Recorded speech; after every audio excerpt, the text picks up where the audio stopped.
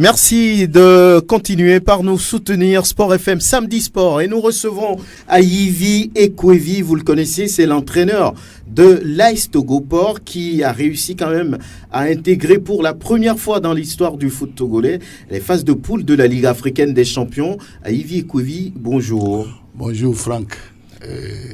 Bonjour Luis Barthélémy. Luis Barthélémy, voilà. Ok.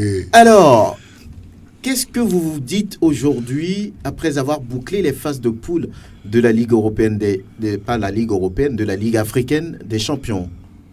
Bon, seulement je dirais que je suis fier des entraîneurs togolais, puisque moi-même je suis entraîneur togolais. Je suis fier des entraîneurs togolais et je suis fier du football togolais qu'on croyait ne pas avoir un niveau.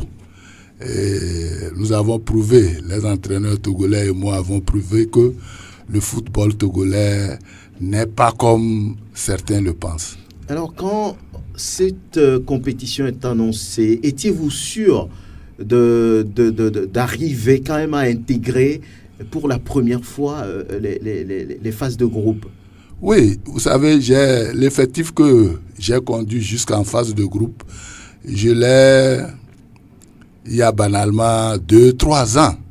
Et avoir un groupe pendant 2-3 ans, on ne doute pas, on ne doit pas... Et la stabilité, la confiance. Il y avait une stabilité, il y avait une confiance. Et il ne fallait pas douter. Il ne fallait pas douter des poulains que j'avais sous la main. Et il y avait une certaine complicité entre nous. Et on se disait beaucoup de choses. Et à un certain moment, nous nous sommes dit, mais rentrer dans une poule, ce n'est pas de la mer à boire. Nous pouvons rentrer. Et c'est ça, on est rentré. Bon, beaucoup n'étaient pas sûrs. Notre entourage n'était pas sûr qu'on pouvait rentrer en poule, mais seul Dieu savait ce qu'il faisait. Alors aujourd'hui, vous avez joué 6 matchs, des matchs qui ont été retransmis dans le monde, on va dire. 6 matchs, 1 victoire, 1 nul, 4 défaites. Que dites-vous? C'est un apprentissage comme tout le monde le dit, ou bien c'est une expérience que vous avez acquise au-delà de tout ce qu'on peut dire?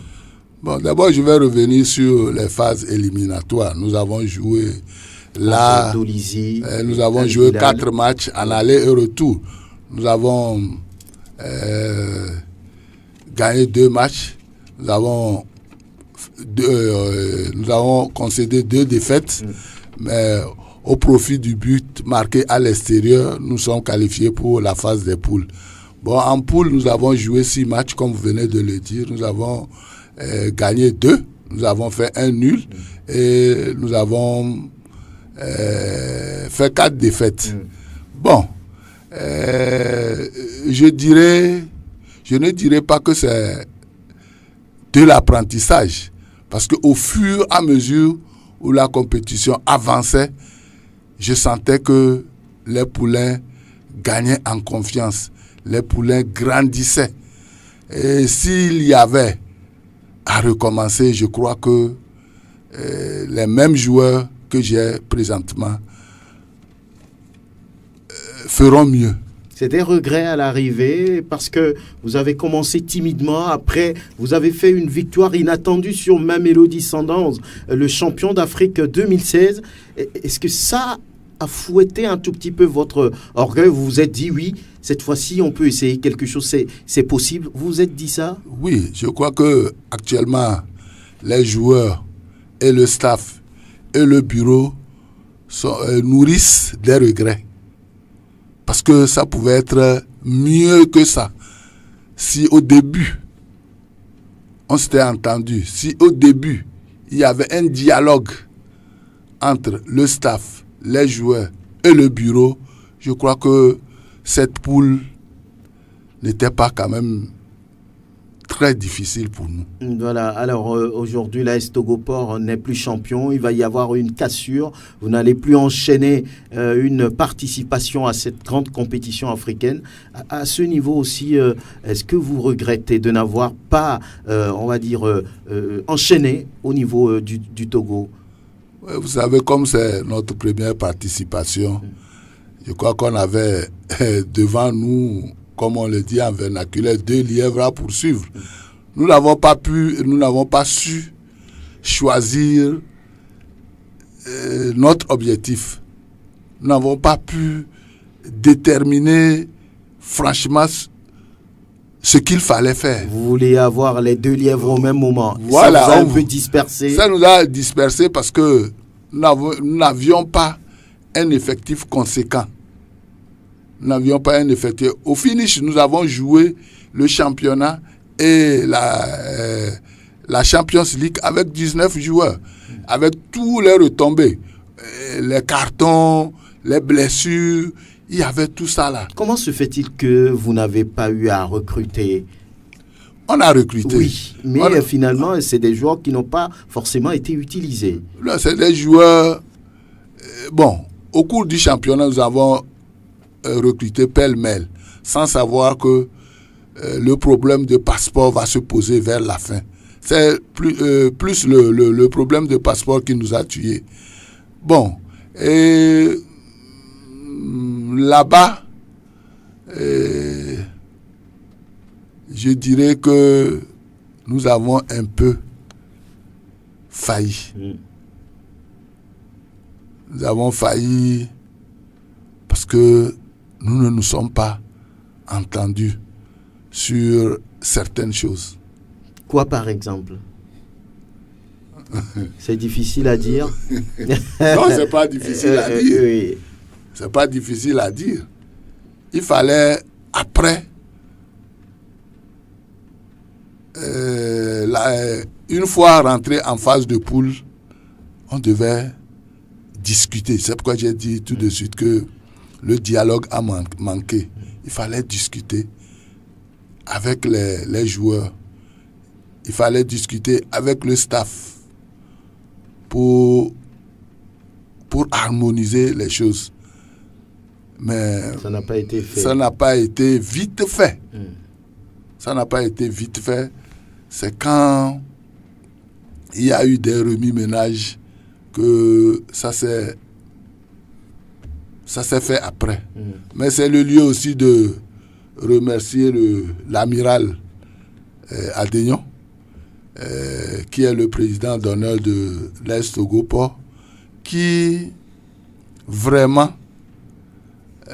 mérite qu'on lui jette des fleurs. Ce n'est pas parce que je suis au port que je le dis. Non, c'est un monsieur compréhensible. C'est un monsieur qui, malheureusement, il n'est pas le président. Il ne pouvait pas s'ingérer directement. Il fallait qu'il écoute, qu'il reçoive les joueurs et les comprendre. Et surtout, tous les déplacements que nous avons faits. Je ne suis pas sûr que, d'autres équipes pouvaient le faire, peuvent le faire plutôt. Ça demande beaucoup de moyens. Ça demande beaucoup de moyens. Beaucoup de moyens. Le déplacement, les hôtels, l'argent de poche des joueurs, l'équipement, tout ça là. Bon, il faut quelqu'un de costaud pour pouvoir tenir devant tout ça là. Oui, mais c'est quand même le port, hein? Vous portez l'image du port. On porte l'image du port, mais je dirais que la priorité du port, je crois que ce n'est pas le football. Et aujourd'hui, si on vous demandait de donner un conseil, par exemple, à Koroki, qui peut-être va prendre le relais sur l'échiquier continental, qu'est-ce que vous voulez dire à ce club? Bon, ça dépendra de l'objectif qu'ils se sont fixés avant d'être champions. Si le titre de champion est venu par hasard, je crois qu'ils doivent réfléchir plusieurs fois. Mais s'ils l'ont cherché, le titre de champion, qu'ils sachent que le plus gros reste à faire. C'est-à-dire à tous les niveaux? À tous les niveaux. Aujourd'hui, vous avez parlé de satisfaction, de fierté. Vous avez quand même porté le football togolais à un niveau. Vous n'avez pas été ridicule, on va le dire, dans ce groupe compliqué où il y a 2 champions sortants, le champion 2016 et le champion 2017. Alors aujourd'hui, vos joueurs ont été vus forcément. Ils restent avec vous ou beaucoup partiront? Bon, je crois que au moins 4 partiront. Au moins 4. Bon, depuis là, bon, il y a l'Afrique du Sud, une autre équipe de l'Afrique du Sud qui est en contact avec moi concernant Sewanou Eli. Bemba Sangaré, c'est Mamelodi Sundowns. Orea de Guinée. Et hier, il y a une équipe tunisienne qui a besoin également de Bemba. Et il y a aussi l'autre là, Issifou. Et Bourouana. Et Oulede Kisimbo. Et Aïe Djadja aussi. Donc vous allez avoir des difficultés pour la suite. Hein. Vous restez à l'AS Togo Port vous-même? Ou bien vous partez? Non, je n'ai pas encore discuté. Il faut que je discute avec l'AS Togo Port d'abord. Je vais discuter. Bon, si ce qu'il me propose m'intéresse, je reste. Si ça ne me propose pas, je reste à l'écart en attendant. Vous avez des contacts, c'est ça? Oh, pas mal de contacts. Ici et ailleurs? Bon, c'était au début quand on avait joué au Soudan qu'une équipe du Soudan m'a contacté. Bon, par après, bon, silence radio, bon, je n'ai plus de choses. Mais il y a une équipe du Mali, par le biais d'un journaliste. Ils m'ont contacté depuis la Guinée et le contact se poursuit. Vous êtes tenté par cette aventure-là? Oui. Vraiment? Oui. Et nous poursuivons cette émission avec en ligne le nouvel entraîneur de Kotoko. De Lavier, les Porcs-Épics ont décidé de faire confiance au technicien camerounais Yao Fortuné, ancien entraîneur de Koroki, de Sarah et de Fouadan. Bonjour. Oui, bonjour Franck, bonjour à tous les fidèles auditeurs de Sport FM et bonjour le plateau et bonjour surtout à Touré que je sais, il serait au plateau. Il est là, forcément. Il te renvoie la salutation. Alors, ça fait quelques jours que vous avez été nommé à la tête des Porcs-Épics de Lavier. Vous remplacez Kassim Gouiazou qui a fait, on va dire, du bon boulot, surtout en fin de saison. Alors, qu'est-ce que vous faites actuellement? C'est la reconstruction, c'est le fait de voir d'autres joueurs, de les essayer. Concrètement, qu'est-ce que vous faites? Oui, comme vous l'avez dit tantôt, Kotoko a fini très bien la saison, malgré qu'ils ont été relégués. Ils ont battu dans les 5 dernières journées des équipes auxquelles on ne s'y attendait pas. Maintenant, à mon arrivée, l'équipe a été vraiment, je dis, les dirigeants ont été vraiment très intelligents. Ils ont conservé le noyau qui a fait ce bon boulot. Maintenant, ce que je suis en train de faire, après avoir évalué le niveau de ceux qui étaient là, et bon, voilà, nous sommes en train de chercher à renforcer aussi les postes qui manquent parce que actuellement, il faut qu'on se cache pas la vérité. Nous n'avons que 12 joueurs et vous savez que 12 joueurs ne peuvent pas faire une compète, d'autant plus que l'enjeu est très très capital et que l'objectif est directement la remontée en première division. Donc, nous sommes en train de chercher les éléments capables de nous faire ce travail. Moi aussi, je m'y mets avec mes connaissances, avec des joueurs que j'ai eu à côtoyer de partout. La preuve, j'ai eu à assister à vos tournois Sport FM de centre de formation auxquels j'ai eu à piocher quelques joueurs que sûrement vous allez peut-être les reconnaître dans les jours à venir. Donc c'est ce que nous sommes en train de le faire actuellement avec mon staff. Alors, vous savez que la prochaine saison en deuxième division va être très relevée. Lorsque vous pensez à Ifodié, lorsque vous pensez à Gaza, Espoir, Entente 2, Étoile Filante, tous ces clubs-là, SNPT, qu'est-ce que vous vous dites? Parce que le défi va être très très grand. Hein. Vous avez les moyens d'avoir le seul ticket à la fin? Oui, comme vous l'avez dit tantôt, on sait, nous tous, moi avec mon staff, les dirigeants, nous savons vraiment l'enjeu de cette première division, de cette deuxième division, je vais dire tantôt. On sait que ça ne serait pas facile. Et on est en train de se préparer, hein, on est en train de se préparer, on est en train de mettre les moyens qu'il faut pour pouvoir recruter vraiment les éléments, hein, qu'il faut pour pouvoir d'un coup, hein, monter avec la grâce de Dieu, parce qu'on ne peut pas tout seul le faire si on n'implore pas, hein, la puissance divine. Tout le monde implore la puissance divine. Nous sommes en train de courir, hein, vraiment ces bons éléments pour pouvoir vraiment donner, hein, encore le sourire, hein, à la ville de la Vie, je peux le dire ainsi. Donc, alors, nous n'avons pas baissé les bras, nous sommes en train de mon côté, avec mon staff, chacun s'y met pour qu'on puisse, hein, avoir des meilleurs éléments que possible pour pouvoir remonter. Mais on sait que la tâche ne serait pas facile, comme vous l'avez dit tantôt. Il y a l'Étoile qui est là depuis longtemps. Oui. Il y a l'Entente 2 qui a raté d'un peu. Donc c'est pour vous dire que on connaît un peu le challenge qui nous attend. Mais nous sommes en train de aussi, hein, faire de ce que nous pouvons pour pouvoir monter. Très bien. C'est un challenge personnel pour vous, parce que là, oui, vous avez fait des clubs de première division et beaucoup vous attendent. Oui, effectivement, c'est un challenge personnel pour moi parce que je l'ai fait par le passé au Burkina avec l'Union sportive d'Yatenga.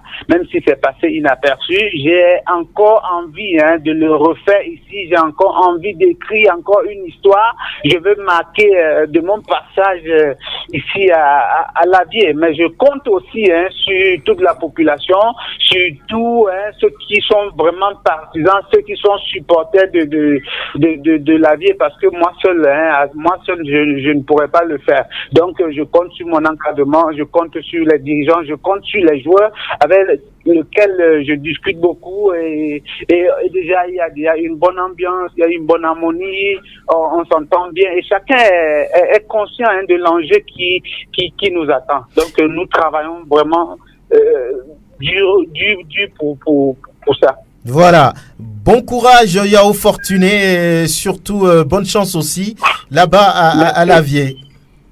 Merci beaucoup. Oui, voilà, donc c'était le nouvel entraîneur de Kotoko de Lavie. Et on ne fait pas de transition, on parle en même temps du Maracana qui lance sa phase nationale à partir de ce jour. C'est exact, Anthony? Oui, c'est exact. Actuellement, même, ils sont en train de jouer les phases de poule, oui, à Kassimé avec la catégorie des seniors et au grand stade municipal de handball avec la catégorie des vétérans. Alors, cette phase, comment est-on arrivé là? Il y a eu des phases éliminatoires pour arriver à ce niveau? Oui, parce qu'à Lomé, on compte déjà 17 clubs, mais il faut 8 pour être qualifiés. Et donc ça nécessite une première phase. On a joué à l'intérieur du pays. Il y a, par exemple, on a besoin d'un seul club par zone. Oui. Voilà. Donc à Kala, ils sont représentés par Tinga.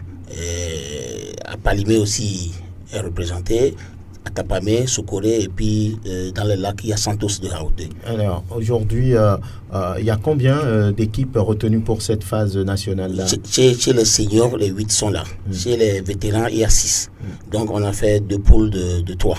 Chez les seniors, ça fait 2 poules de 4. Ils sont en train de jouer. Et ça va se terminer autour de midi.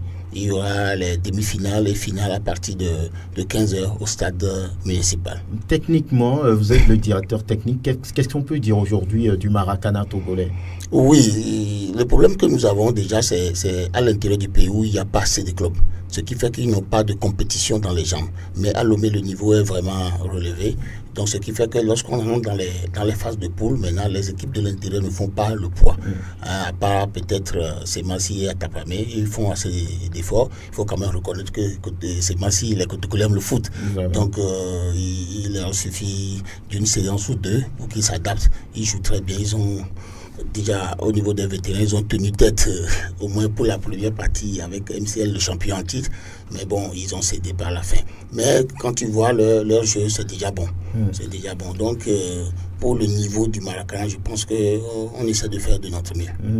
On parle souvent de Maracana Club de Lomé, MCL, et joie de jouer. Pour ce championnat, ils sont toujours favoris. Oui, ils sont toujours favoris avec Renaissance. Ouais. Voilà, alors c'est les joueurs dont ils disposent qui leur permettent d'avoir cette hégémonie. Oui.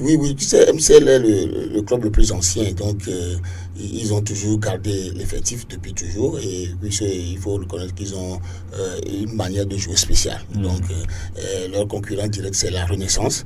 Et eux aussi, ils ont des bons joueurs, des anciens footballeurs qu'ils ont convertis au Maracana, et qui sont des techniciens. Donc, ils ont vite appris, ils ont maîtrisé. Ça, depuis 2012, ils sont dedans. Ça fait longtemps maintenant qu'ils ont maîtrisé ce sport-là. Donc, JDJ, c'est une ancienne équipe aussi, et ils sont dans la course. Alors, parlons maintenant des sélections. Le Togo a bien commencé les cannes de la discipline, mais après, on semble avoir une certaine chute. Parce qu'on a commencé avec des titres et on tenait tête à la Côte d'Ivoire, on se partageait les titres. Mais aujourd'hui, par exemple, la dernière compétition, le Togo n'a rien ramené, par exemple. Oui, je crois que ce n'est pas la faute aux joueurs ni au staff technique. Je pense que c'est une affaire nationale. Je donne l'exemple, par exemple, à la dernière CAN où nos joueurs ont fait 3000 km par voie terrestre pour aller jouer à Mali. Ils arrivent et à 11h, ils ont match à 15h. Déjà même la compétition a démarré la veille. On a dû décaler nos matchs pour pouvoir jouer. C'est pas possible qu'on ramène quoi que ce soit. C'est des joueurs de plus de 35 ans, voire 50 ans. Donc c'est difficile. Et ils ont encore fait 3000 km pour revenir à la maison. 6000 km en aller-retour. Ça, c'est Lomé-Paris. Oui. Voilà, avec les risques. Parce que nous, à Lomé, on était obligé de les appeler tout le temps et arriver à un certain moment, ils n'avaient plus de réseau. Vous imaginez, pendant plus de 6 heures de temps, on n'avait pas de contact. L'angoisse, le stress, tout ça là à Lomé. Même les joueurs voulaient nous appeler, c'est pas possible. Ils étaient dans la bourse quelque part. Et c'est la nuit. On revient à vous, on va ouvrir une parenthèse pour les cadets qui sont au Niger pour le tournoi qualificatif pour la CAN Tanzanie 2019 avec la chargée de communication Evelyne Benidi. Bonjour. Bonjour Franck, bonjour à tous les auditeurs de Radio Sport FM. Alors, qu'est-ce qui se passe là-bas? Disons que l'équipe est bien arrivée, toute la délégation est bien arrivée à Niamey, elle est au complet. Hier après-midi, les joueurs ont eu 2 séances d'entraînement hier, une le matin, une l'après-midi et une autre séance ce matin avec les 2 entraîneurs, le sélectionneur principal, Soudien Maurice et son adjoint Didier Amega. Il y a eu les tests IRM aussi dans la journée du jeudi pour la première vague et les 3 derniers joueurs hier soir. Nous attendons les résultats officiels de ces IRM-là et selon le docteur de la sélection togolaise, les résultats sont attendus cet après-midi ou plus tard demain matin. Alors, vous avez fait encore des tests, c'est que l'organisation veut être sûre des joueurs que chaque délégation a amené là-bas à Niamey. Voilà même le but de ces tests IRM qui ont été faits ici pour chaque délégation. Mais pour le moment, pour le Togo, tous les joueurs sont autorisés à participer aux séances d'entraînement. Et ce qui est une bonne nouvelle pour le staff. Nous attendons incessamment les résultats de ce test pour savoir qui va jouer, qui ne va pas jouer. Alors, ça commence très vite, c'est demain?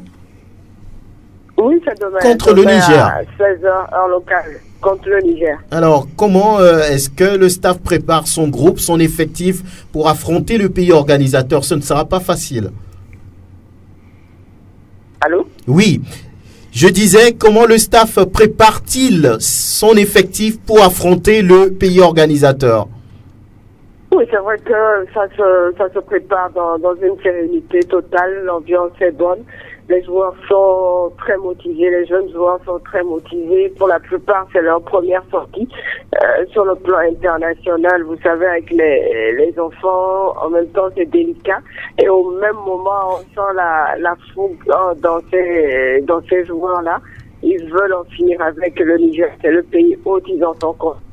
En même temps, il y a certains qui ont une petite peur. D'ailleurs, la séance d'entraînement de ce matin a été basée sur certains petits exercices à la fin. Le coach, le sélectionneur Noussoudjen leur a parlé, il les a motivés et qu'ils se rappellent du message du président de la fédération, le colonel Guy Apovi, avant leur départ pour Niamey. Voilà, donc la mobilisation est grande. Il y a quelques Togolais qui sont arrivés à la séance d'entraînement des joueurs. Demain, on aura une émission pour mobiliser les Togolais qui vivent à Niamey pour venir supporter les jeunes cadets. On sait que les Nigériens sont élancés, athlétiques par rapport aux Togolais. Peut-être que ça va se jouer à ce niveau. Est-ce que le staff est conscient de ce fait-là? Pour le moment, on a vu de loin les joueurs nigériens parce que nous ne sommes pas dans le même hôtel. Nous sommes dans le même hôtel que les Ghanéens, mais les Nigériens sont basés à leur centre technique.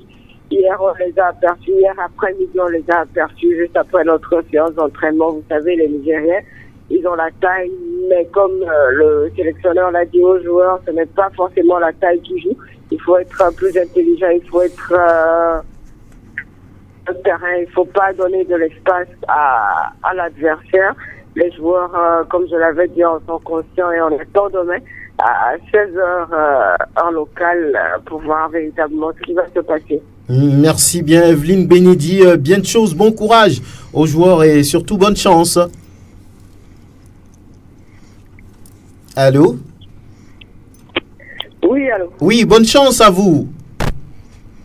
Merci France, merci. Et à très bientôt Evelyne Benidi, chargée de communication de la sélection des cadets qui commence sa compétition demain à Niamey au Niger. Ce sera d'ailleurs contre le pays organisateur. Match pas facile évident. On reviendra pour un petit débat ici. Alors on parlait de Maracana qui semble connaître une chute ces dernières années. Vous parlez quand même des moyens. L'équipe l'année dernière a fait 6000 km en aller-retour pour aller jouer la compétition au Mali. On en sait quelque chose parce qu'Angelo était de la délégation, mais c'était pas évident. Et quelqu'un a dit ici que c'est la distance entre Lomé et Paris. C'est voilà. Donc tout cela a plongé un peu les joueurs. Est-ce que pour la prochaine compétition, vous avez déjà pris les dispositions pour ne pas connaître, on va dire, la même situation? Oui, notre fédération a toujours pris les dispositions, mais elle n'a pas de moyens. Donc, ce qu'il faut faire, c'est que il faut d'abord informer les autorités pour avoir la lettre de sortie et demander un peu d'aide financière pour pouvoir faire le voyage dans de bonnes conditions. Malheureusement, ça n'a jamais réussi. Depuis, vous avez dit, c'est-à-dire qu'on est sur une pente descendante là, on chute. Depuis en 2012, on a gagné la coupe. En 2013, au Bénin, c'est vrai qu'on est allé par voie terrestre parce que c'est à côté. On a encore gagné. Quand on avait pris la voie terrestre pour aller à Niamey, là, on a fait notre première débâcle. Vous avez vu, donc, à partir de là, à Lomé en 2015, on a gagné une coupe. On est allé au Burkina Faso, par voie terrestre encore. On est allé en demi-finale chez les vétérans, mais ça n'a pas donné. Donc je crois que le problème se situe à ce niveau-là. Il faudrait que l'État, franchement, nous aide. Par exemple, nous irons en septembre, en moins de 3 semaines, à Abidjan. Est-ce qu'on va encore prendre par voie terrestre? Voilà. Mais si on va prendre par voie terrestre, il vaut mieux nous faire partir très tôt. Déjà lundi, parce qu'on commence la compétition le vendredi. On part lundi, on arrive mardi, les joueurs ont le temps de récupérer. Voilà, pour pouvoir jouer. Mais on fait partie, par exemple, ça dit que la fédération est obligée de demander jusqu'à la dernière minute ce qu'ils ont, on fait avec. Donc on va partir peut-être jeudi matin, arriver jeudi nuit et commencer la compétition vendredi, c'est pas possible. Donc c'est l'occasion pour nous ici de demander humblement aux autorités du pays de nous aider. On est quand même en train d'écrire une histoire. La fédération ivoirienne de Maracana a eu 200 millions de francs CFA pour venir ici en 2015. Vous voyez, et le Togo vous avez dit combien? 200 millions de francs CFA pour venir ici en 2015. Vous voyez, donc, comparé au Togo, c'est pas possible. Vous n'avez même pas 10 millions. Non, je crois que il est temps maintenant que le ministère et les autorités prennent des dispositions pour pouvoir aider. On ne demande pas de l'argent de poche. Tout ce qu'on demande, c'est de voyager dans de bonnes conditions. Nous disons chez nous que nous sommes des responsables, des parents, des enfants qui attirent l'attention du gouvernement. Donc on ne va pas demander au gouvernement de nous donner de l'argent alors qu'ils ont besoin de cet argent-là pour aider la jeunesse. Mais quand même, on veut voyager dans les meilleures conditions. Et aller jouer. On est en train d'écrire une histoire. Ouais. Rapidement, on vous donne la parole pour réagir sur la réalité du Maracana ici, surtout en sélection, où l'exemple de la dernière compétition est resté dans la tête des joueurs et de toute la délégation d'ailleurs. Mon collaborateur Angelo Luo également marqué par ce long voyage, 6000 km en aller-retour pour aller faire une compétition par voie terrestre. Vraiment, que voulez-vous dire? Rapidement, on va faire le tour. Ben écoutez, Franck, ça ne se passera qu'au Togo. Et si c'est dans le sport togolais, moi je ne suis pas surpris. Je ne suis pas surpris, du tout pas. Parce que là, on vous dira que l'État a d'autres priorités, que la priorité, ce n'est pas le sport, qui plus est, le Maracana. Le Maracana, je suis pas dans le secret des dieux, mais je suis en train de faire une analyse. On vous dira, ça apporte quoi au quotidien du Togolais?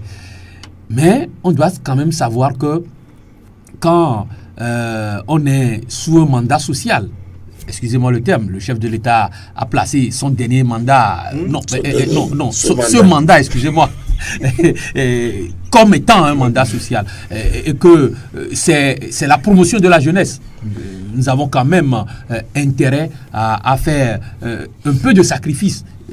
Le directeur technique Alès l'a dit tout à l'heure, il ne demande pas grand-chose, mais c'est de voyager dans les conditions idoines. Vous imaginez l'insécurité dans cette zone sahélienne, voyager entre Lomé, Bamako, du djihadisme, Lomé, Bamako, Lomé, 6000 km. Je crois qu'il suffit simplement qu'un malheur arrive, mais vous savez, ça va faire le chou gras de la presse nationale et internationale. Et ça, c'est encore l'image du Togo qui est écornée. Et si nos plus hautes autorités nous écoutent en ce moment, c'est de faire le minimum d'efforts, comme les premiers responsables du Maracana sont en train de le souhaiter, pour qu'au fil, qu'on puisse quand même dire que le Togo aussi a participé à l'éclosion de ce sport. En collaboration avec la Côte d'Ivoire. Je crois qu'aujourd'hui, quand on parle du Maracana, le Togo et la Côte d'Ivoire sont les pionniers ouvrières ou les pionniers de cette discipline sportive. Oui, voilà. En tout cas, le Mali, l'escrime également a connu, on va dire, cette mésaventure avec un voyage qui est fait et qu'après, la voiture du président s'est arrêtée en chemin. Et est-ce qu'on a pu la ramener? Je ne sais pas. Oui, prononcez-vous, Mohamed Touré. Il manque de moyens, surtout au niveau de la sélection. On avait déjà des progrès ici à plusieurs reprises. Mais ce que moi j'aimerais que nos autorités sachent, si quelqu'un vous approche, il amène quelque chose, il demande quelque chose. Si vous ne connaissez pas de quoi il s'agit, il faut demander, il faut chercher à savoir. Au moins, ces gens viennent vous dire qu'ils vont à une compétition, Maracana, ils ont cité les pays. Mais nous sommes dans la CEDEAO, on est des pays amis, des pays frères. Cherchez au moins à savoir qu'est-ce qui se passe, qu'est-ce qu'il y a dedans. Mais ici, comme quelqu'un l'a dit, que l'Afrique est malade de ses hommes politiques, moi je dirais que le football togolais est malade, ou le sport togolais est malade de ses responsables. Franchement, ça ne va pas.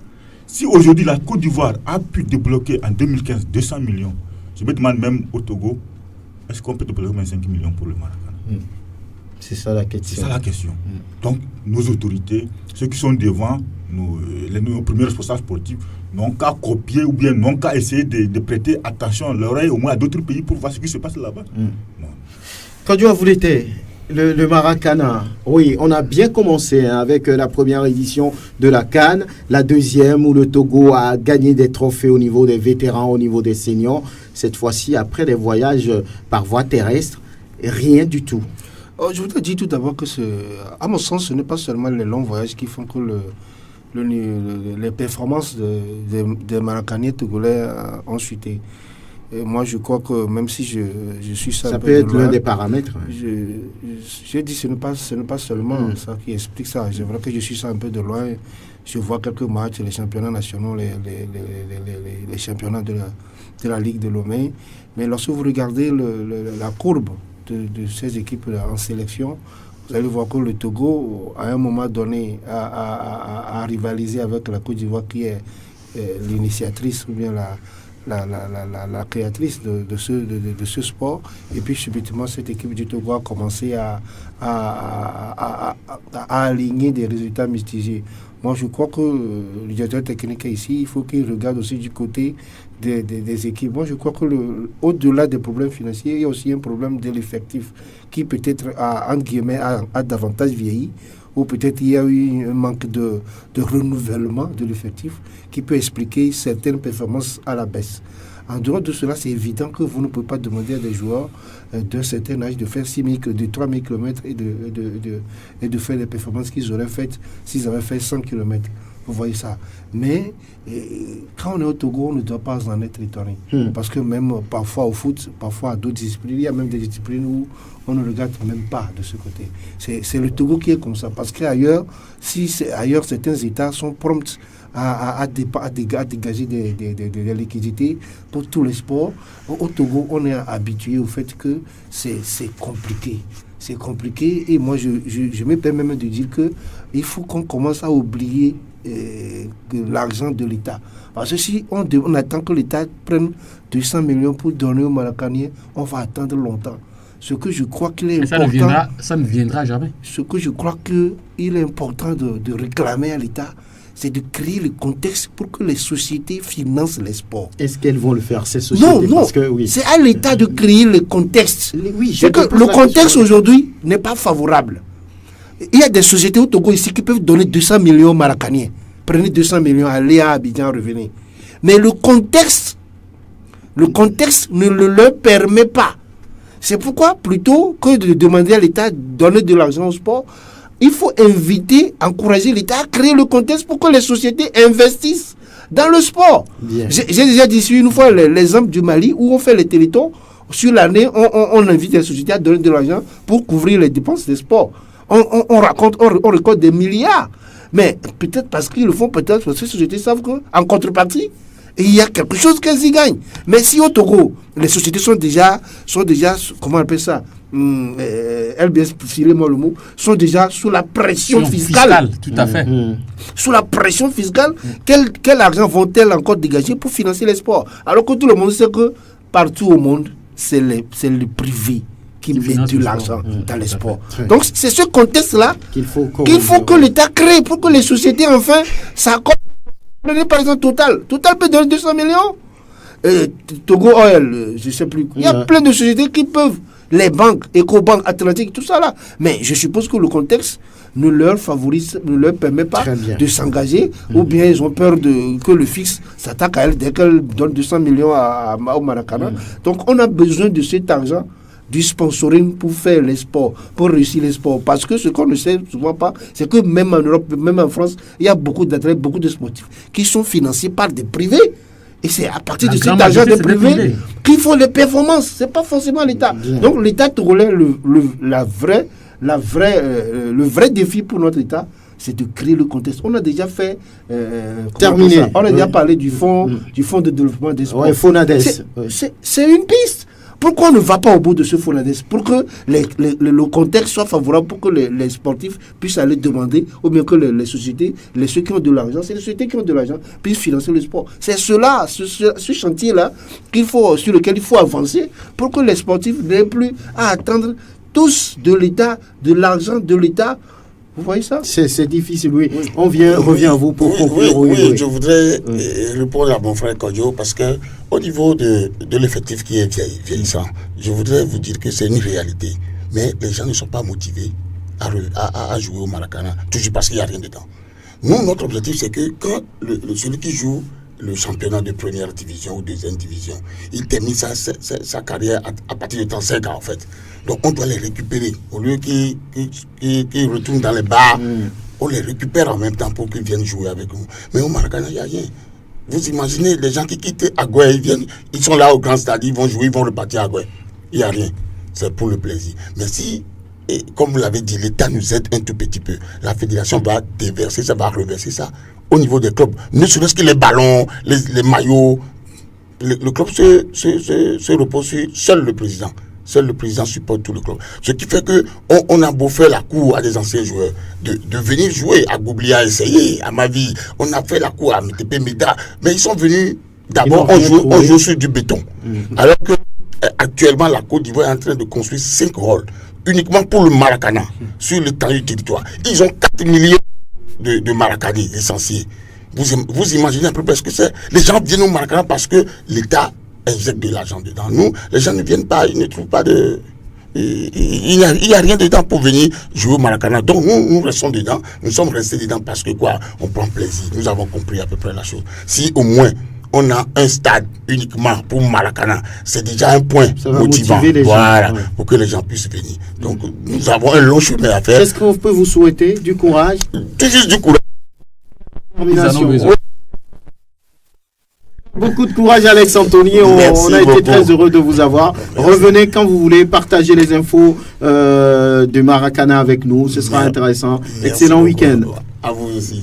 Merci. Et justement, on parle du tournoi Trophée Sport FM avec la deuxième journée dans le groupe A cet après-midi. Et ce match intéressant qui s'annonce intéressant, hyper intéressant, entre la Jeunesse Club d'Agoé et Swallows qui a gagné son premier match face à Future Star de la même localité. Un match assez intéressant et nous écoutons l'entraîneur de la Jeunesse Club d'Agoé, la JCA, Messan Atouga. On va jouer, c'est le football. On ira sur le terrain, on va faire ce qu'on peut faire. Votre premier adversaire, ce sera Swallows. Vous connaissez ce centre-là? Bien sûr, je connais ce centre. Il a fait beaucoup de matchs sur le terrain de la JCA. On va se préparer pour jouer avec Swallows.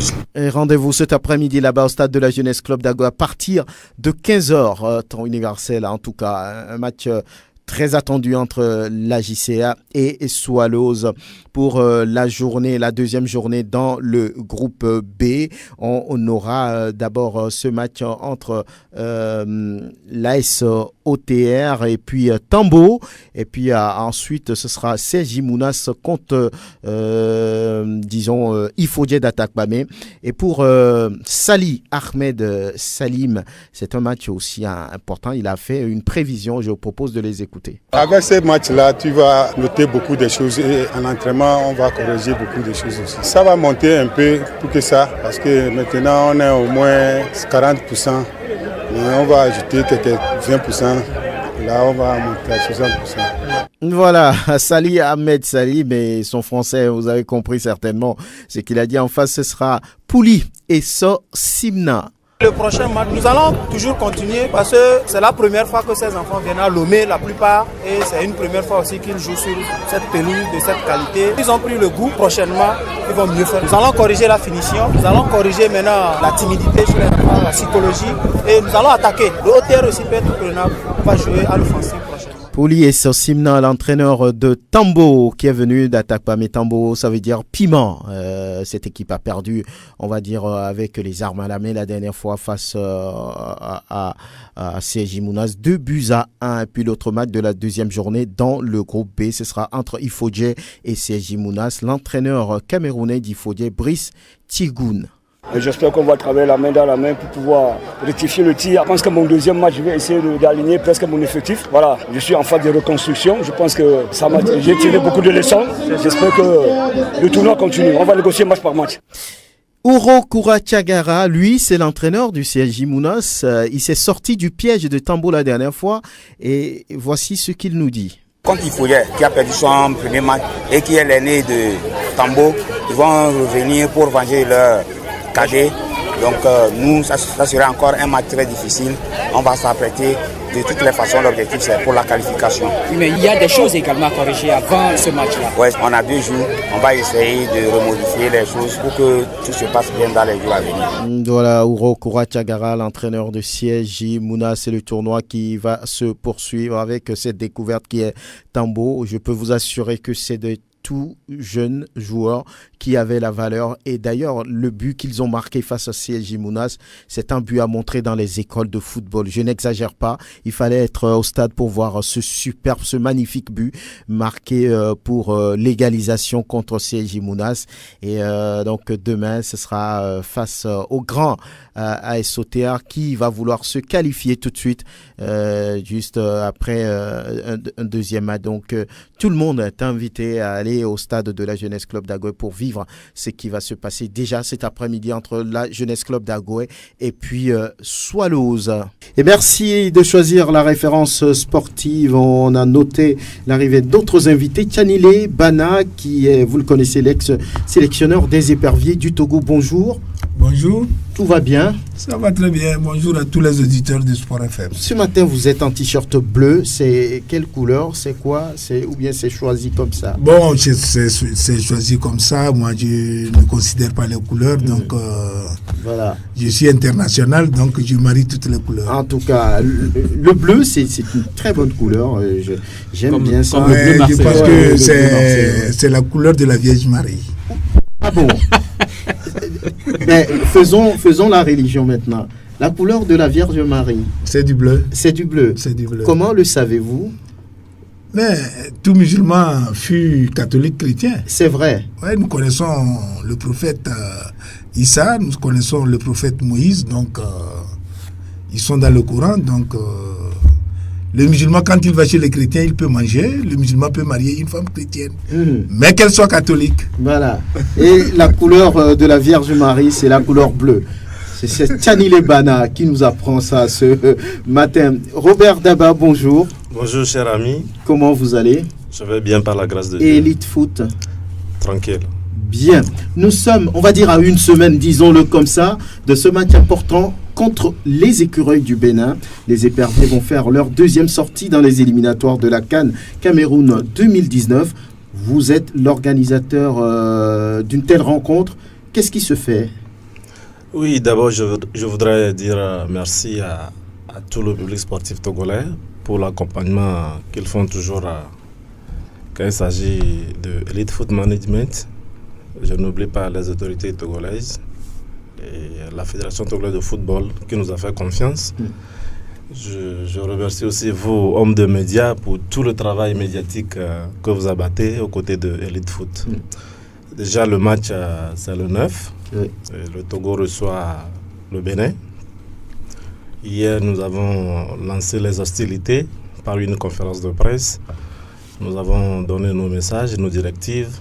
Et j'espère que à partir de cette conférence de presse hier, les débats sont lancés. Nous sommes dans la grande mobilisation. Et toute la machine Elite Foot est en branle. Et j'espère que dans cette semaine, beaucoup de choses vont bouger. Quand vous parlez de grande mobilisation, que voulez-vous dire concrètement? Oui, grande mobilisation parce que hier, j'ai convié toute la presse. Et je voudrais que toute la presse accompagne cet événement. Donc aujourd'hui, vous savez, c'est un jour de samedi. Tous les médias parlent de ce match. Et puis, il y a des jeux tombola qui vont se faire dans la semaine dans presque toutes les radios.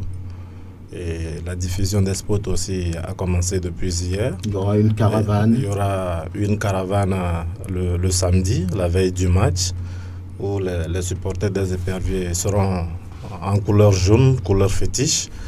Et il y aura des émissions aussi ici sur la radio sportive. Oui.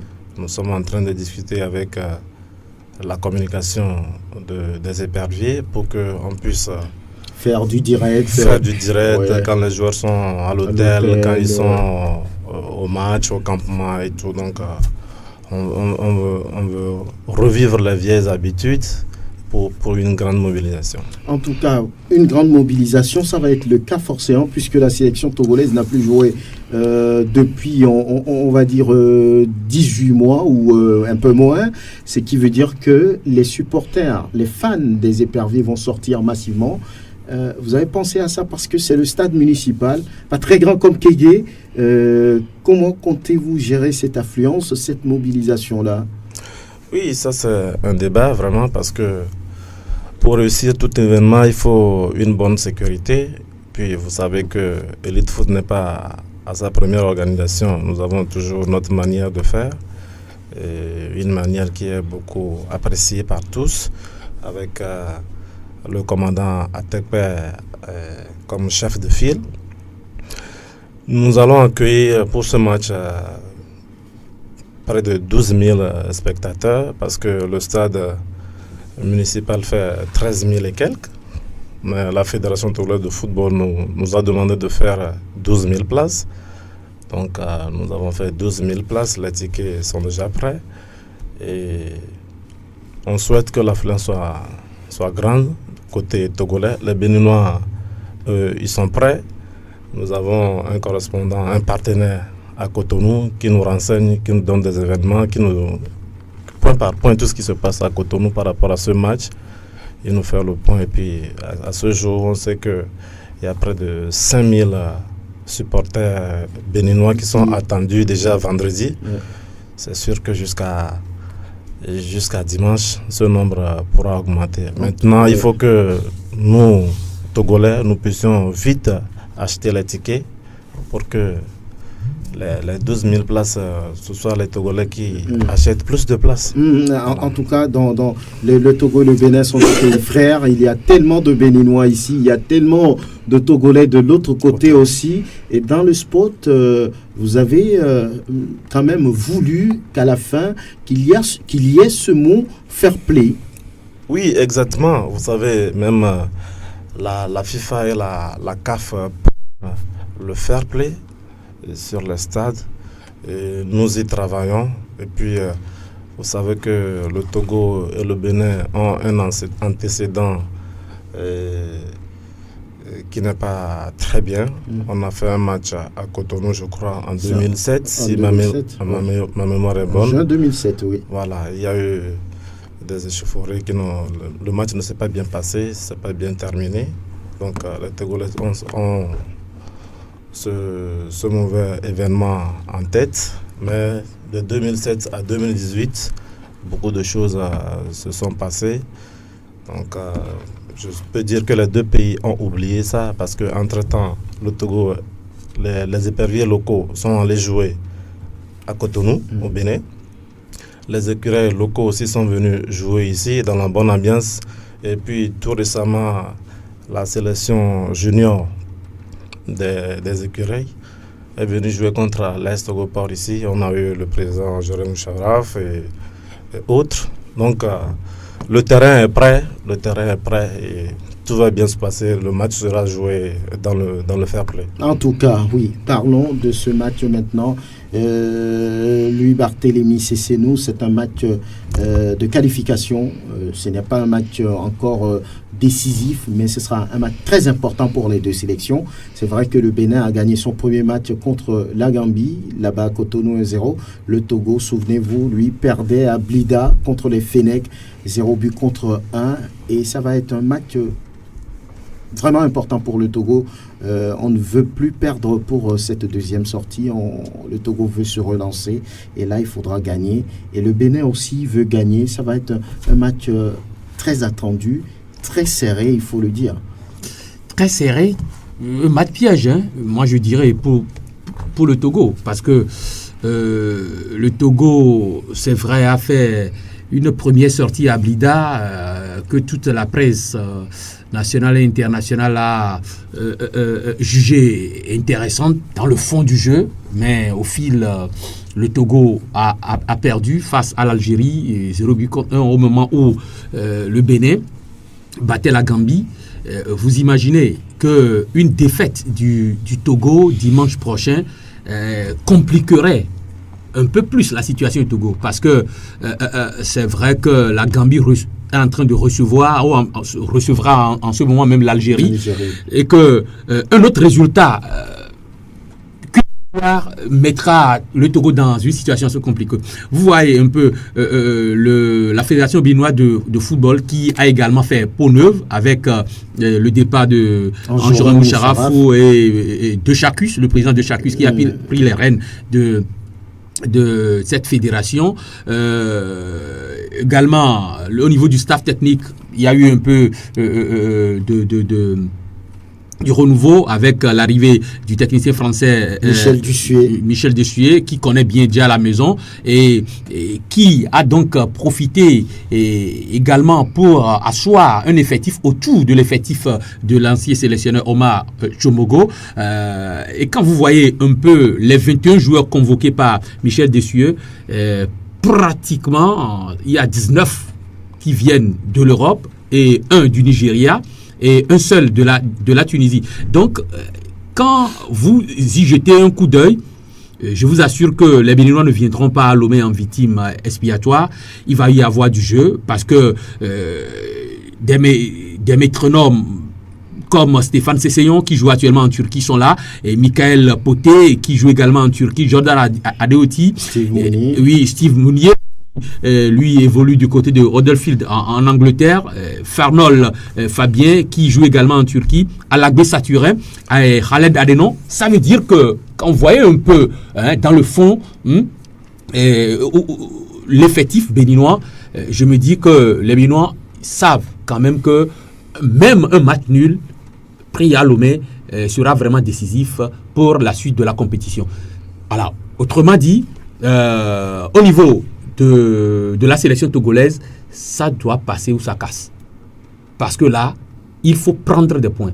Et le pire des points qu'il faut prendre, c'est 3 points vitaux pour la suite de cette compétition. Parce que je me dis, une CAN à 24 sélections sans le Togo, mais je me dis, ça doit être un déluge. Ça doit être déluge. Et étant donné que nous avons à la tête de notre sélection quelqu'un qui s'y connaît, qui n'est pas novice, je crois que par rapport à l'effectif qu'il a, il a intérêt à faire la mayonnaise afin que la mayonnaise puisse prendre pour qu'au soir de ce 9 septembre, qu'on puisse, au pire des cas, se tirer d'affaire pour ne serait avoir que 3 points. Bon, les uns les autres ont déjà planté le décor des confrontations antérieures entre le Togo et le Bénin.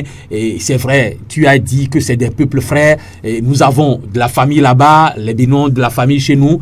Et nous on croit quand même que cette rencontre, au-delà des enjeux sportifs, doit permettre quand même aux autorités politiques également de pouvoir mettre du bémol pour qu'au soir de cette compétition, qu'il n'y ait pas d'échauffourée, pour que nous puissions raccompagner nos frères béninois au niveau de la frontière de Sanvi-Kondji pour qu'ils puissent nous faire la même chose après le match. Ce sera vraiment important. Tiani Lebana, vous avez dirigé cette sélection. C'est un match important. On ne parle pas de match décisif pour le moment, mais c'est un match important pour les deux sélections, surtout pour les éperviers qui ont 0 point après un match. Il faudra gagner ce match-là. Alors, au vu de l'effectif, de tout ce qui se fait, vous, en tant que technicien, en tant que, on va dire, ancien sélectionneur de cette équipe-là, que pensez-vous, que dites-vous? Le Togo a-t-il les moyens de pouvoir prendre les 3 points face aux écureuils du Bénin qui, depuis quelques années, pointent leur nez et qui tiennent tête à des grands du continent? Oui, je pense que le Togo doit avoir les moyens nécessaires pour que nous puissions prendre les 3 points. Et en prenant les 3 points, ça serait vraiment un match très décisif pour nous. Et en allant aussi en goal average, améliorer notre goal average, c'est très important. Ça serait important. Donc ce match est important et décisif pour le Togo parce que nous partons avec 0 point. Donc il faut vraiment qu'on lève l'équivoque. Il faudra que nous soyons positifs. Tous les Togolais doivent être positifs et qu'on aura une très bonne équipe. On le souhaite pour gagner ce match. Et je pense que je m'y connais un peu. Oui, à la veille de ces genres de matchs, qu'est-ce qu'il faut faire? Comment prépare-t-on la sélection? Qu'est-ce qu'on dit aux joueurs? Qu'est-ce qu'on leur fait? Ainsi de suite, ainsi de suite. Oui, je pense que Claude Leroy, c'est un de nos anciens. Il a l'expérience, donc je ne vais rien apprendre. Et chaque entraîneur a sa philosophie. Oui, vous, quand vous étiez entraîneur, sélectionneur, quand des matchs comme ça se profilent à l'horizon, que faites-vous? Que dites-vous à vos joueurs? Oui, je suis africain togolais. D'abord, je fais un rassemblement de tous les fils du Togo autour de moi. Et dans un premier temps, en faisant venir une sélection locale où toutes les régions, toutes les villes sont représentées par les joueurs évoluant dans les championnats togolais. Et je pense que ça fera que toutes les prières convergent envers cette équipe nationale. Et à 2 jours du match ou à 3 jours du match, je sors mon effectif pour ce match. Et je pense que toutes les prières ont déjà pris et que on s'organise pour gagner nos matchs. Donc, je pense que Claude Leroy a su, il a commencé à comprendre. Il y a une sélection locale qui s'est regroupée. Et je pense qu'ils vont finir aujourd'hui. Ils ont déjà fini. Donc, c'est déjà une bonne chose. On a commencé par le noyau d'une équipe nationale. C'est ceux qui sont sur place. Les professionnels, à la dernière minute, on peut avoir des désistements. Donc, on a maintenant compris qu'il faut avoir un noyau composé de joueurs locaux. Et je pense que c'est ce qui fut fait. Et je vois que tout le monde est vraiment concerné maintenant. Et la sélection Fagnon, la grande partie des expatriés, des joueurs expatriés seront là dès la semaine prochaine. Et je vois qu'on va se mobiliser pour que ce match soit gagné. Parce que le nombre a augmenté au niveau des CAN. Donc, il faudra que le Togo prenne part à cette nouvelle donne. Donc, nous devons être positifs. Et maintenant, ce qu'il faut, il faut accompagner aussi l'organisateur de ce match. C'est un match de haut niveau. Il a organisé des matchs de Ligue des Champions. Il a organisé des matchs de Coupe de finale. Sur le plan national, nous avons vu ce qu'il a fait. Maintenant, il a un test où nous devons l'accompagner pour qu'il réussisse. Et je pense qu'il a une courbe montante et nous devons l'aider. Et à ce qui concerne la sécurité de ce match, moi je ne doute pas. Je ne doute pas sur cette sécurité parce que de 2007 à aujourd'hui, il y a eu beaucoup d'années qui ont passé par rapport aux situations malheureuses qui se sont présentées lors des éliminatoires de la CAN 2008. Et je pense qu'aujourd'hui, les Béninois ont oublié, les Togolais, tous nous avons oublié. Le Togo a déjà séjourné au Bénin. On a fait 10 jours avec notre équipe nationale locale où nous avons joué les matchs de la Coupe de l'UEMOA. Et le Bénin aussi, tout récemment, était au Togo pour la même compétition. Et je pense que l'équipe nationale A' et l'équipe nationale A sont presque dans la même loge. Et il n'y a pas eu de problème. Et aujourd'hui, c'est deux peuples frères qui se rencontrent. Nous tous, nous avons un héritage commun, le golfe du Bénin. Nous avons un héritage commun, ce qui veut dire que de l'autre côté, on a des parents. Et de ce côté aussi, on a des parents. Donc, il faudra qu'on fasse en sorte que ce match soit vraiment joué dans le fair play. Et qu'à la fin, que ce soit le Togo qui gagne ou le Bénin qui gagne, que nous dansions la même musique et que nous jouons la même musique. Et je suis sûr que l'organisateur s'est vraiment bien apprêté pour que cet état de choses règne. Et nous avons une sécurité aujourd'hui sur laquelle nous ne doutons pas, qui à tous les matchs vient en nombre pour pouvoir garantir la sécurité de tous les spectateurs, quelle que soit leur nationalité et leur provenance. Donc je suis très confiant pour ce match qui va se passer dans de très bonnes conditions. Donc nous allons prier dans ce sens pour que aussi au match retour, nous soyons bien accueillis comme nous avons réservé, nous aurons eu à réserver un bon accueil à nos frères béninois. Voilà, Côte d'Ivoire, vous l'étiez, oui. Nous sommes à une semaine de ce grand match, hein. Il faut l'appeler ainsi, parce qu'il y a quand même de gros enjeux derrière. Oui. Absolument, absolument. Je voudrais d'abord parler de l'organisation. J'ai entendu M. Daba parler de la mobilisation en cours à Cotonou. J'ai entendu parler d'un nombre de 5 000 et pour un stade de 13 000. Je crois que dans de pareilles organisations, il y a toujours des quotas. Et je ne conçois pas qu'on donne 5 000 places aux Béninois sur 13 000 à Lomé. Donc je crois que l'organisation ne va pas perdre de vue la question des quotas. Et il serait extrêmement important que l'organisation définisse aux Béninois, du moins ceux qui vont venir du Bénin, le nombre de places qui leur est réservé. Et je crois que ça se fait partout. Parce que si nous y prenons garde, et que nous laissons la moitié des 13 000 places à ceux qui vont venir du Bénin, d'abord, ce n'est pas une bonne chose pour nous en termes d'organisation. Ce n'est pas non plus une bonne chose pour l'équipe nationale du Togo. Donc la question des quotas, ce n'est pas arbitraire, cela se fait partout. Et je crois que l'organisation du match, M. Daba qui est ici, ils vont réfléchir dans ce sens-là pour qu'ensemble, avec de commun accord avec les deux fédérations, qu'ils conviennent du quota de places réservées aux Béninois. Ce ne sera pas arbitraire. Maintenant, sur le match, moi je crois que ce match, c'est peut-être des éléments sportifs, des éléments non sportifs qui font un grand match. Même si je dis que c'est déjà un match décisif, même si on est seulement à la deuxième journée, c'est déjà un match décisif pour le Togo parce que quand vous regardez l'agenda, quand vous regardez le calendrier, et nous sommes à 0 points, le Bénin gagne le premier match, il est à 3 points.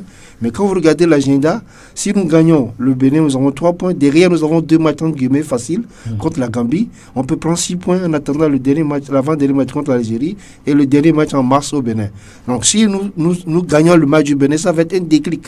C'est pour cela que ce match, pour moi, est décisif. Il faut qu'on le gagne avec la manière encore, peu importe. C'est-à-dire un gros score parce qu'au bout, ça pourra être compté pour la fin. Parce que surtout derrière, il y a 2 matchs contre la Gambie où on peut prendre 6 points. Si on prend 3 points, on sera à 9 points. Et pendant que nous allons jouer 2 matchs faciles entre guillemets contre la Gambie, le Bénin va jouer 2 matchs compliqués contre l'Algérie. Et il n'est pas exclu que le Bénin se retrouve à 0 points sur 6, pendant que nous allons avoir 6 points sur 6. Ça, c'est juste des analyses, des hypothèses. Oui, des hypothèses. Oui. Mais nous prenons le bon côté de ces hypothèses-là, c'est ce qui favorise le Togo. C'est pour cela que le match du Bénin, on doit mettre tous les moyens en place pour le gagner, tous les moyens orthodoxes, naturellement, et pour le gagner. Et il est extrêmement important qu'on le gagne parce que, j'ai parlé plus haut des éléments sportifs, quand vous prenez sur le papier, a priori, il n'y a pas de raison que le Togo aujourd'hui ne gagne pas le Bénin. Quand vous prenez sur le papier, j'insiste là-dessus. Sur la valeur intrinsèque des joueurs. Sur le papier. Regardez simplement. Le premier match de 16 éliminatoires, le Bénin l'a joué en juin 2017. Le Togo a perdu en Algérie, le Bénin a gagné en Gambie. Mais depuis lors, l'équipe a gagné à Cotonou face à la Gambie. Oui. Pendant que le Togo perdait en Algérie. Depuis lors, l'équipe du Bénin n'a plus joué aucun match. Aucun match. Nous, on a été présents sur toutes les journées FIFA. Cela veut dire que... Ça suffit pour dire que... Cela veut dire que, à la différence du Bénin, qui depuis juin 2017 ne sait plus où se trouve, ne sait plus à quoi ressemble réellement son équipe nationale, parce que les joueurs ne se sont plus vus, les joueurs ne plus joué ensemble, les joueurs n'ont pas eu de compétition, ils n'ont pas eu l'occasion de se jauger et de mesurer le travail qui est fait. Par contre, le Togo a été présent sur toutes les journées FIFA. Le staff a eu tous les moyens et toutes les occasions de se mesurer et de préparer le match de dimanche. Vous voyez ça? Donc, moi, je crois que... Et c'est justement en cela que le staff n'aura pas à se dédouaner après. Absolument pas. Du tout pas. Absolument pas. Donc, moi, je crois que quand vous prenez ces 2 éléments d'analyse, pour moi, sur le papier, le Togo ne peut pas ne pas gagner ce match. Mais alors, ce qui fait que ce match devient un match particulier, c'est parce que c'est un derby régional. Et donc c'est l'environnement de ce genre de match qui fait que ça devient un match spécial. Autrement, quand on prend les éléments techniques sur le papier, comme je l'ai dit plus haut, le Togo part a priori favori parce que les éléments que j'ai évoqués plus haut le disent. Mais quand on prend le contexte, c'est des voisins et autour de ces voisins, il y a le derby régional, il y a un complexe des deux côtés. Chacun veut montrer qu'il est le plus fort aujourd'hui, même si historiquement et aujourd'hui le Togo en réalité est au-dessus du Bénin. De l'autre côté, on n'est pas prêt à admettre cette évidence. Cela fait de ce genre de match-là un match particulier. Et c'est ça aussi qui complique la tâche au staff technique togolais, parce que ce n'est pas un match comme les autres qu'on peut gagner facilement. Il y a un derby régional, il y a un complexe dedans, tout le monde veut montrer à l'autre qu'on est les plus forts, et c'est à ce niveau-là peut-être que le staff de Claude Leroy aura des problèmes, et c'est justement à ce niveau-là aussi qu'on va voir ce dont est vraiment capable. Et le dernier élément, moi je crois que une autre équation, c'est Dussier qui a pris cette équipe du Bénin. Dussuyer, à mon sens, le football dans la zone. Moi, je me rappelle toujours la Guinée. Moi, je me rappelle toujours, même si c'est une catégorie en dessous, quand le Togo avait joué les éliminatoires de la CAN U17, Dussuyer avait amené ici les U17 guinéens. Et j'ai un souvenir comment il nous avait empêché de jouer.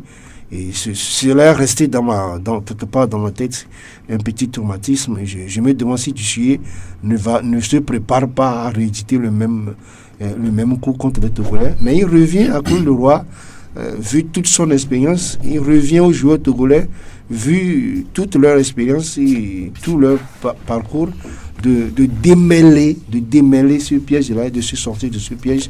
Autrement, je crois que c'est un match important, un match décisif, et on va croiser les doigts pour voir ce que le staff va faire, ce que les Adebayor et les siens vont faire. Franck, juste pour placer moi je dis là où peut-être la Fédération béninoise de football ou les autorités béninoises ont un peu fouté, c'est l'arrivée de Dussuyer qui a été vraiment tardive.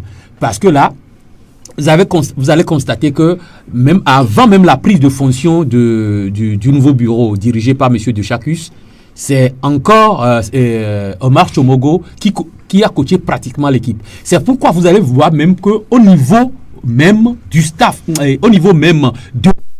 ça n'a pas connu beaucoup de changements.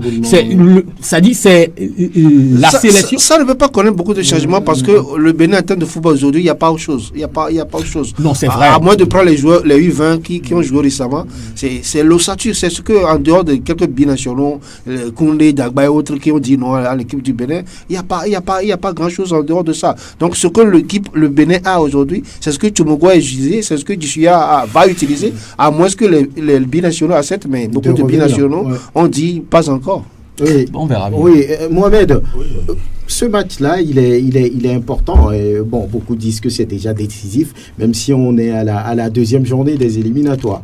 Oui, ça, on ne doit pas démentir, ça, c'est un match décisif. Et après, si pour tous les Togolais, on devait dormir, on devait se dire qu'on a déjà les 3 points passés. Si, quand Claude Leroy est arrivé, on nous avait dit quoi? C'est 2019. Et on a vu tous les moyens qui ont été mis à sa disposition depuis là. Donc on peut dire qu'il a pris la CAN depuis la CAN 2017, il a pris ça pour parler 2019. Donc ça veut dire qu'on est fin prêt. Mais aujourd'hui, moi je suis très inquiet avec sa philosophie qu'il est en train de nous développer. Est-ce que à la sortie de ce match, Claude ne nous dira pas qu'il est en train de préparer le Togo pour l'avenir? 2021. C'est ça mon inquiétude. Ça, franchement, avec la philosophie, on ne comprend pas quelle philosophie il est en train de faire. Aujourd'hui, le Bénin n'a rien à regretter, même si le Togo le battait ici. Mais le Togo aura à regretter si on perdait même un match nul à domicile. Ça, c'est capital. Un match nul à domicile, c'est capital. C'est une défaite. Donc, alors là, est-ce que Claude peut nous faire gagner ce match? Moi, je suis très inquiet. Donc, franchement, il revient à la fédération de mettre les points sur les i. C'est-à-dire aujourd'hui, Claude est employé par la fédération. Oui. La fédération doit cesser de nous tourner en rond, de fuir les responsabilités devant Claude Leroy. Il doit lui fixer un objectif, la victoire ou rien.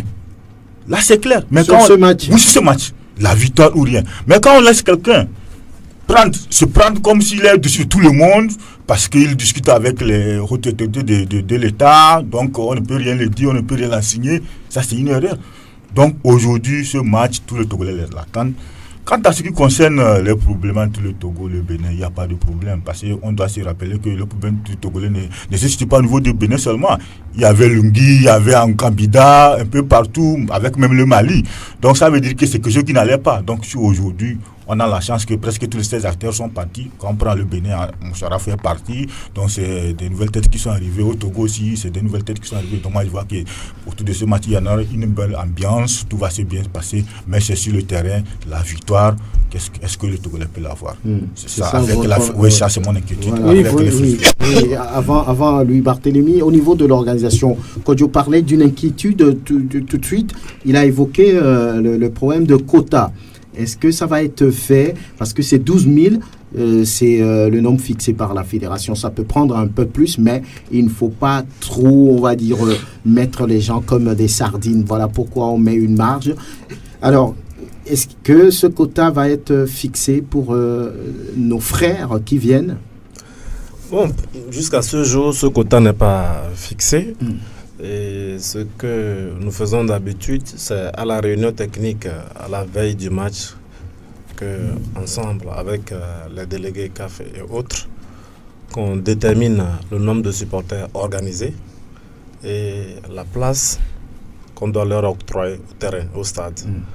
Maintenant, définir un quota concernant les deux publics, c'est-à-dire le Togo et le Bénin, ça, on n'en a pas encore fait.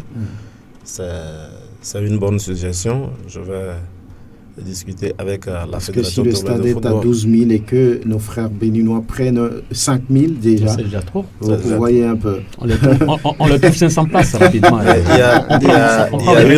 Il peut y avoir aussi une autre inquiétude par rapport à ça. Si nous laissons sur les 12 000, 7 000 ou 8 000 places à nos frères togolais et qu'ils ne viennent pas. Ils vont venir. Là,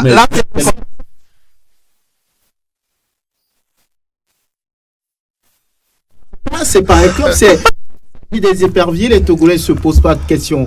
Ils sortent et puis c'est quand même pas Kégué. C'est le stade municipal, ça va être rempli.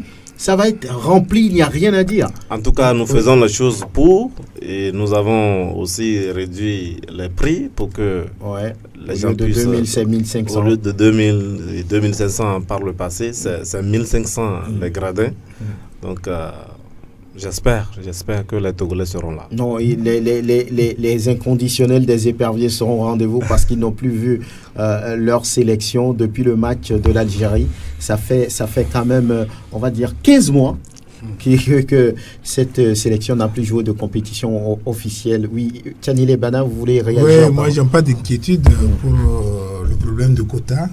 Je pense que tout celui qui veut voir ce match, puisque ça serait un match à guichet fermé, donc les gens n'ont qu'à se presser dès qu'on lance la vente des tickets. Si les Togolais veulent vraiment venir nombreux au stade, ils doivent chercher les tickets à temps. Et nous pouvons quand même, sur les 12 000 places, occuper déjà 10 000 et laisser les 2 000 à nos frères béninois. Je pense que ça serait très important, puisque nous voulons vraiment avoir un public qui va soutenir notre sélection. Donc, je vais demander à l'organisateur de tout faire pour que les billets soient mis à la disposition des spectateurs à temps. Oui, et lui, Barthélémy, c'est nouveau. Oui, Franck, je voudrais... J'avais eu une petite idée tout à l'heure, c'est d'apprécier un peu cet exercice auquel nous nous livrons au niveau de la conscientisation du public. Parce que je reviens d'un voyage de Cotonou il y a à peine 3 semaines. Et je crois que nos confrères de la presse sportive nationale béninoise aussi ont intérêt à le faire. C'est vrai que dans ce studio, nous sommes en train de dire que après les événements de 2007, les sélections cadettes, juniors, locales ont fait le tour en sens inverse. Mais ce n'est vraiment pas évident parce que quand il s'agit de l'équipe Fanion, je me dis, au-delà de l'enjeu sportif, c'est les à côté qui font encore le match. C'est pourquoi je dis que cet exercice auquel nous livrons, la presse sportive béninoise aussi a intérêt à s'y exercer. Oui, parce que, à faire la même chose. Parce que je me dis, les deux peuples sont obligés de vivre ensemble. Parce que nous au-delà de l'aspect économique, l'aspect géopolitique, si nous prenons un peu les événements de 2007, moi j'ai encore en mémoire une anecdote. Il y a une domestique qui est togolaise, qui travaillait chez ma maman. Je vous dis, au lendemain de l'événement, elle a dit à ma maman qu'elle partait.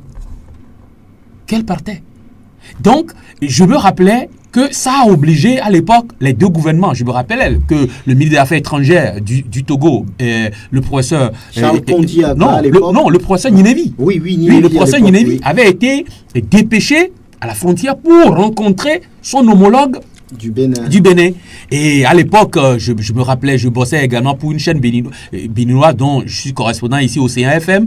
Ils étaient obligés à chaque 2 heures de me demander une correspondance pour faire baisser la tension. Au même moment, ils en faisaient de l'autre côté. Ça veut dire que au-delà de ce match de football, les deux peuples sont obligés de vivre ensemble. Parce que après les 90 minutes, il y a encore une vie pour le Togo au Bénin. Il y a également une vie pour le Bénin au Togo. Oui, Robert Taba, oui. Je voudrais renchérir un peu ce que mon grand frère Barthélémy a dit.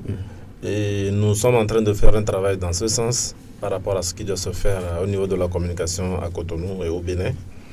Et déjà, hier, quand nous étions en conférence de presse, nous avons invité 2 journalistes béninois de l'ORTB qui étaient là. Après, nous avons fait une séance de travail avec eux, avec mon partenaire ProStar Sport qui est à Cotonou.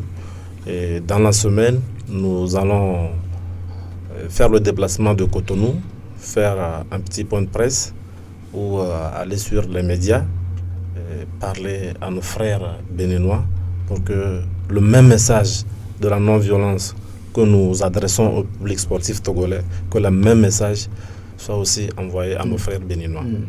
C'est vraiment important pour... Sur le sujet, il y a des éléments importants sur lesquels il faut insister. Et le premier, à mon sens, c'est l'environnement du match du 9 septembre. Et le travail de sensibilisation que la presse sportive togolaise fait déjà, et l'aspect de ce travail sur lequel il faut insister, à mon sens, c'est d'inviter les supporters togolais à rester fair play comme ils le sont toujours. Parce que l'expérience révèle que, en amont de ce qui s'est passé en 2007, il y avait des plaintes selon lesquelles des supporters béninois auraient été violentés à Lomé, que des journalistes béninois auraient été maltraités à Lomé. Et ce sont ces plaintes-là qui avaient été grossies, amplifiées. Et c'est à partir de ces plaintes-là que les gens s'étaient permis de se comporter comme ce fut le cas. Donc moi, je crois que la bataille à gagner pour nous Togolais aujourd'hui, dans la perspective de ce match, c'est de parler aux supporters togolais, c'est de parler à l'organisation, de sorte que nos frères du Bénin n'aient rien à reprocher à l'organisation du Togo. Mais alors, ça ne va pas suffire. Parce que si le match de mars 2018, on doit aller gagner à Cotonou pour nous qualifier, ça devient... Parce que, rappelez-vous très bien, les habitudes, les mentalités, les feelings ne sont pas les mêmes. J'ai été témoin récemment d'actes qui m'ont déçu. Quand le Ghana devait jouer contre le Bénin, les éliminatoires U20, il s'est passé des choses qui ne se passent plus au Togo ici. Mais ça s'est passé à Cotonou, devant mes yeux, sous mes yeux. Cela veut dire que le contexte n'est pas le même.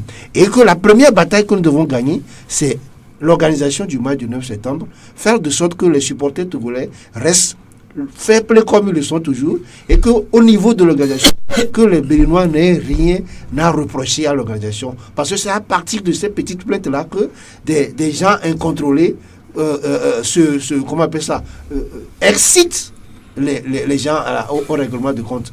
Donc, pour moi, le match du 9, il y aura rien sur le match du 9, mais c'est peut-être le match de mars 2018 à Cotonou. Et pour le match 2018 déjà, il faut se préparer pour que le match du 9, M. Daba a déjà pris des mesures, des dispositions qui vont servir. On va espérer que ce travail de sensibilisation-là ramène tout le monde aux valeurs que la FIFA donne à son football, c'est-à-dire my game is fair play, c'est le fair play après tout, avant et après tout. Donc on va travailler tous dans ce sens, dans cet esprit-là, en espérant que tout le monde comprenne qu'au foot, on ne peut pas gagner tous les jours et qu'on peut perdre à domicile comme on peut gagner à l'extérieur. Même si on perd devant le Togo, on n'est pas les plus nuls du monde, mais ça reste le football. Oui. Parce que je l'ai dit plus haut, il y a un problème de complexe entre les deux pays. C'est ça qui compte. Mohamed.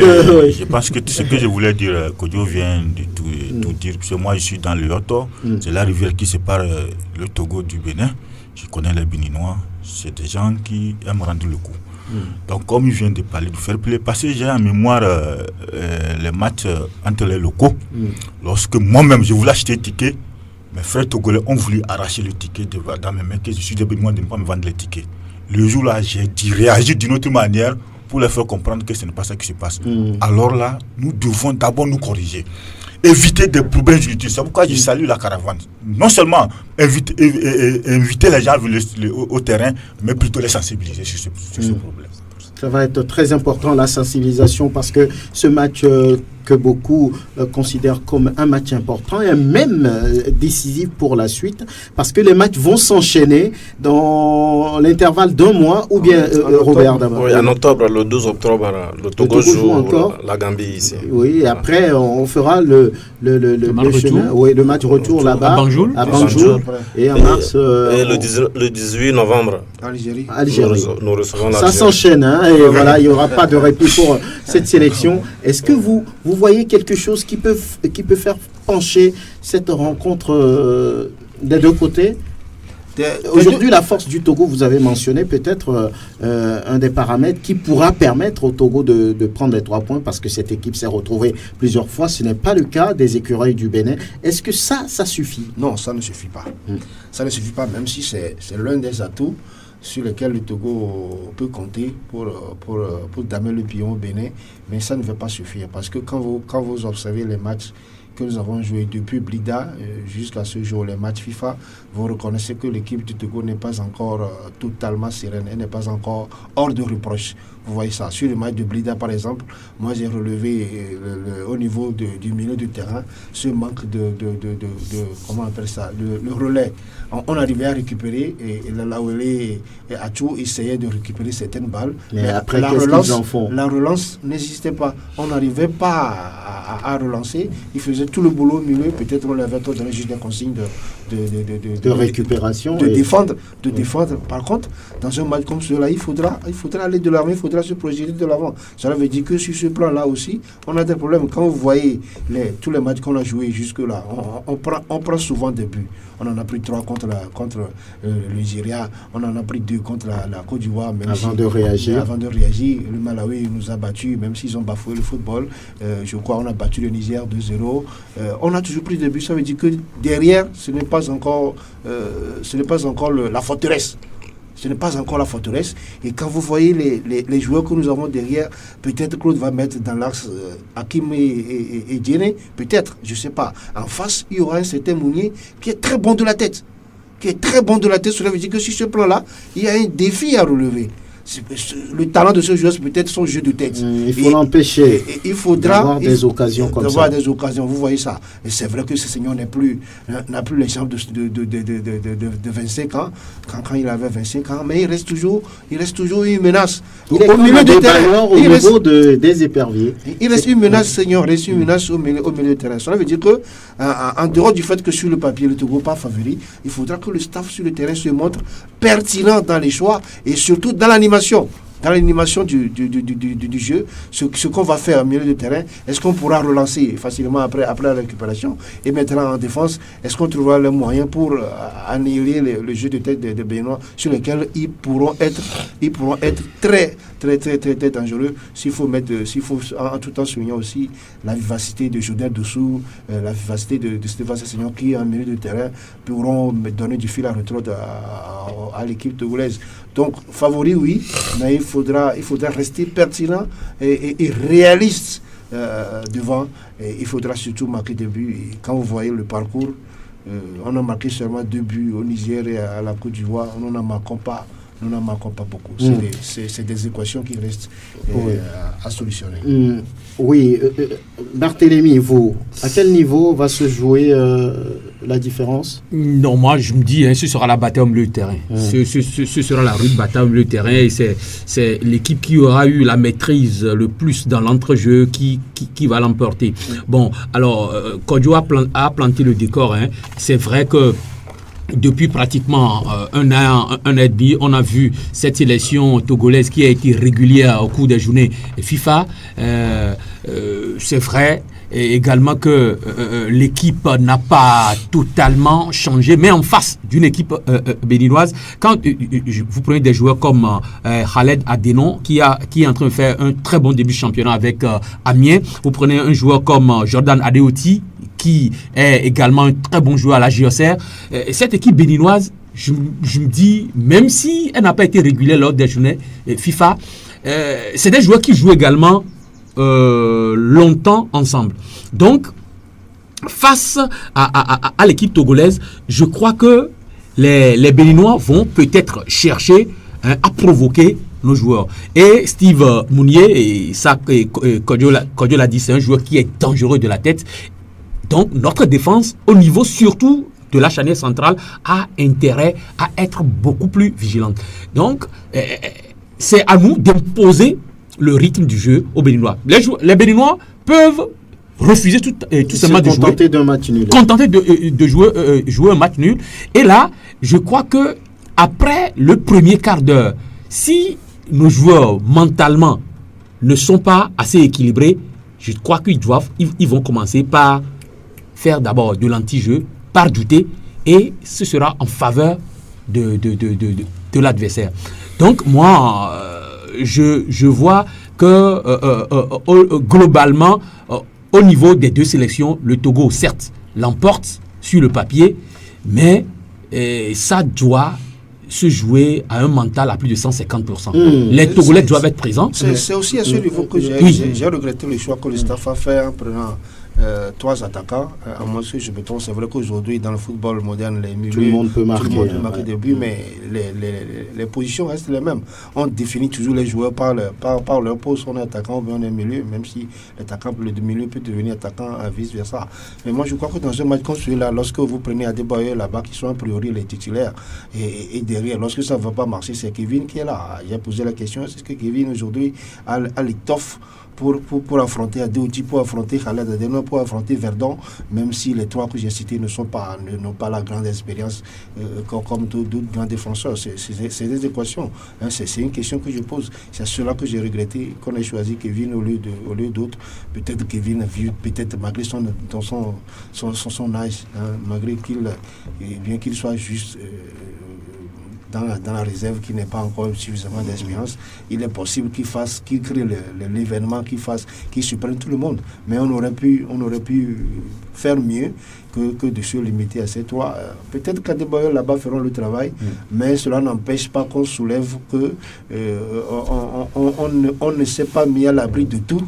En faisant confiance à Kevin plutôt qu'à d'autres qui ont beaucoup plus l'habitude de marquer, de jouer, de marquer. Oui, coach, vous avez plusieurs fois vu cette équipe togolaise évoluer.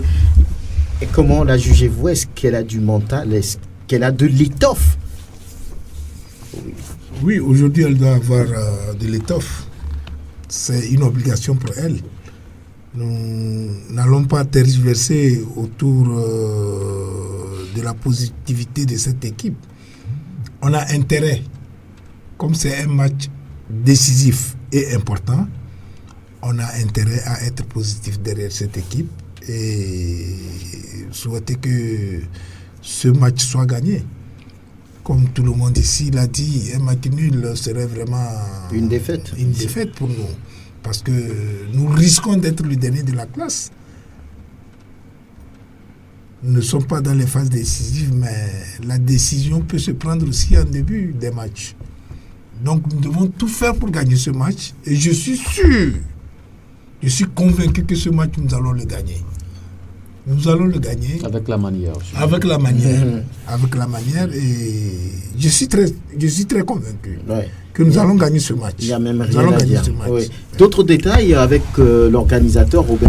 Vous avez parlé d'émissions spéciales tout au long de la semaine, en tout cas sur Sport FM, on va faire gagner des auditeurs, peut-être qu'ils vont trouver le bon score dans peut-être la matinale, dans Dingue de Sport, on va mobiliser les gens, il y a la caravane qui va faire gagner des gens dans la rue forcément. Oui. Alors ça va être ça tout au long de la semaine, non?